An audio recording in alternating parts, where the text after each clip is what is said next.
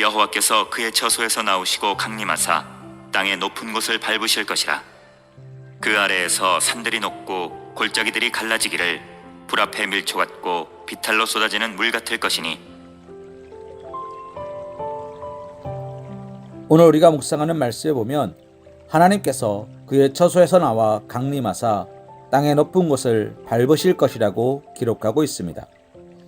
이는 하나님께서 심판을 단행하실 것임을 단적으로 나타낸 표현입니다. 그리고 4절은 이러한 하나님의 심판으로 말미암아 초래될 결과를 제시하고 있습니다.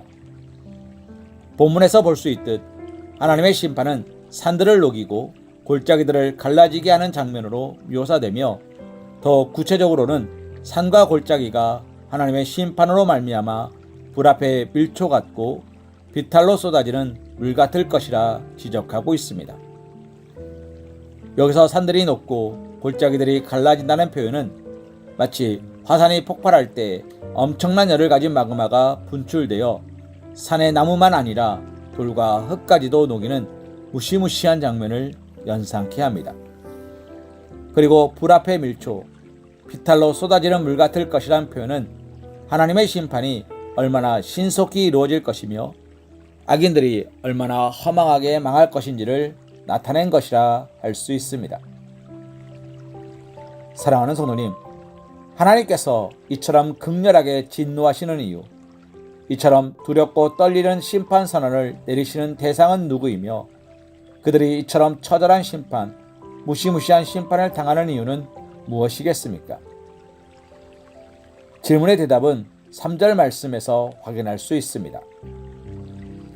하나님께서 그 초소에서 나오사 밟으시는 대상으로 땅의 높은 곳을 제시하고 있기 때문입니다.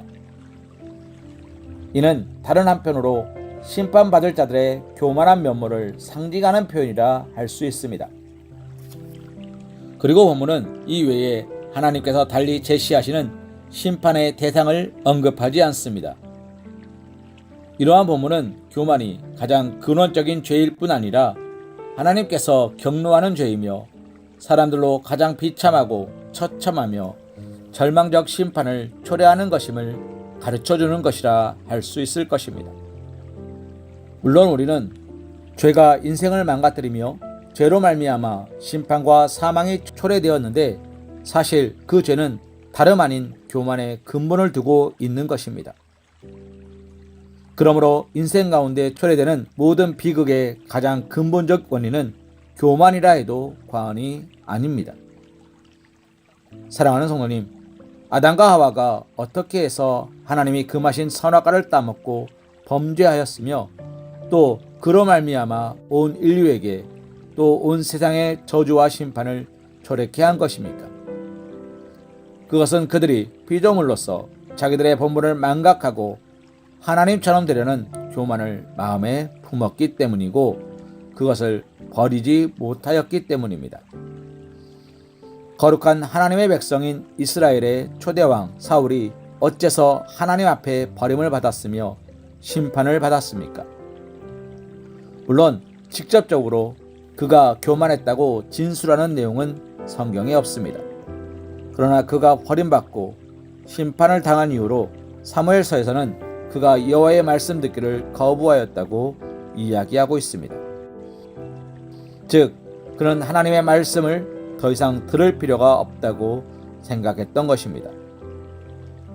이는 그 마음이 하나님 말씀을 거부해도 된다고 생각할 만큼 높아지고 교만해졌음을 반증하는 것입니다. 사랑하는 성도님, 성경은 줄기차게 교만을 경계하고 교만으로 인한 사람들의 범죄 그리고 교만으로 말미암아 초래되는 비참한 결과에 대해서 분명하게 가르치고 있습니다.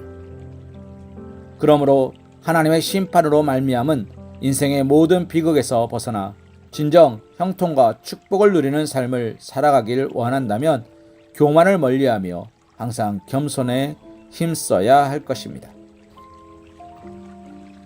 잠언 16장 18절 말씀으로 오늘의 말씀 묵상을 이어갑니다. 교만은 패망의 선봉이요 거만한 마음은 넘어짐의 앞잡이니라. 아멘.